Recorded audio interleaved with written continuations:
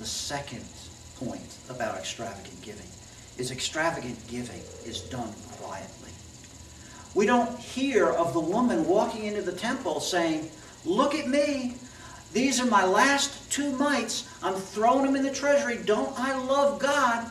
I am so holy. I am so wonderful that I am giving all that I have to God."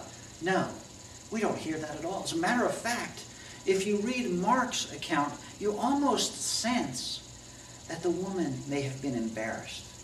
What she did quietly.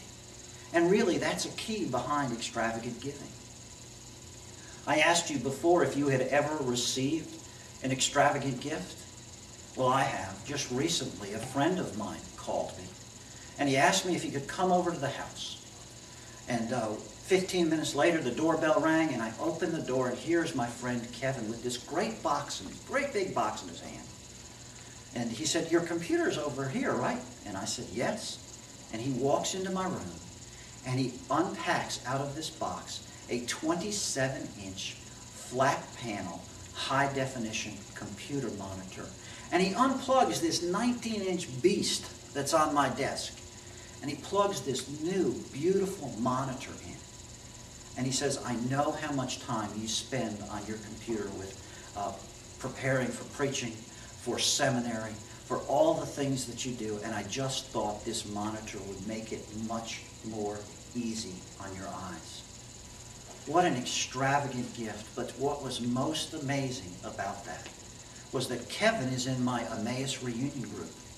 And he could have brought that gift the next morning in front of the entire group. But he didn't. He did it quietly. He did it not trying to draw attention to himself. That is a characteristic of extravagant giving. The third characteristic of extravagant giving is that extravagant giving to God seems senseless to man, doesn't it? Extravagant giving to God seems senseless to man. How many of you have ever been told, "Why do you give to your church? You know, they just use it for salaries. They waste the money." But that doesn't make sense to man when man is on the throne. But you see, if God is on the throne, if we let him occupy the place that he should truly occupy, then we will give extravagantly to him because of our relationship with him. You know, Mark chapter 6, verse 3 says, "Don't let your left hand know what your right hand is doing." That's not how the world lives, is it? People want credit for what they give. Giving to God is senseless to man. When Jesus calls his disciples over, I think he says basically this to them: "Guys, come here. Take a look. I want to make a point here. This poor widow gave incredibly." He compares her gift to the rich, actually. He commends her for her heartfelt trust. She gave her entire livelihood. And then I think he challenges you and me to our sincerity when it comes to giving. Are we going to be that reckless? Are we going to be that abandoned that we would give God all that we had left? Extravagant giving to God seems senseless to man.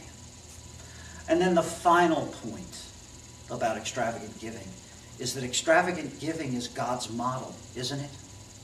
See, God withholds nothing from us.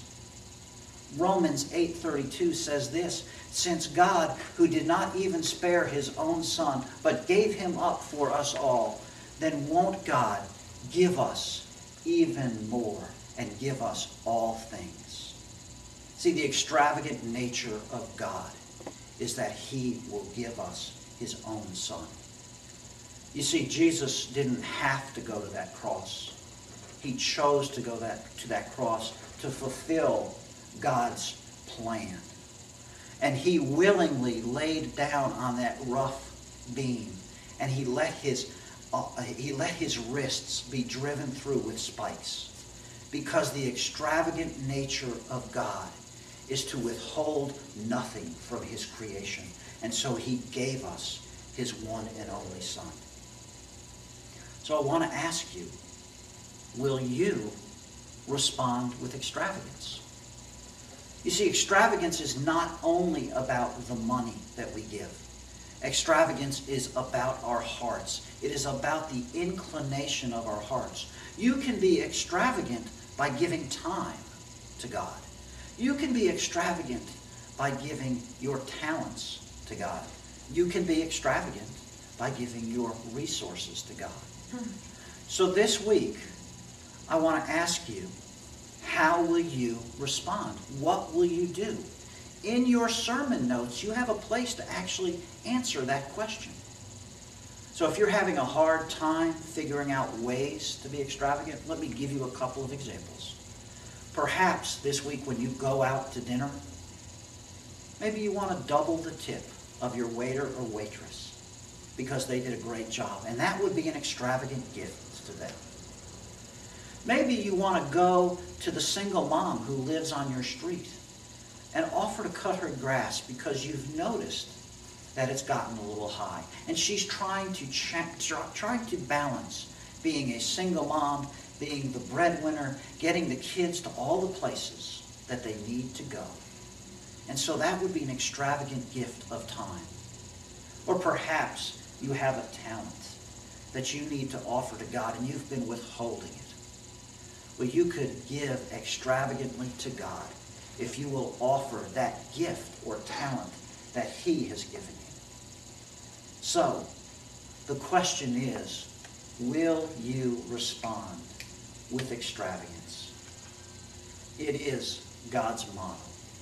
And I pray that this week you will return a portion back to God of what he has given to you. Let's pray.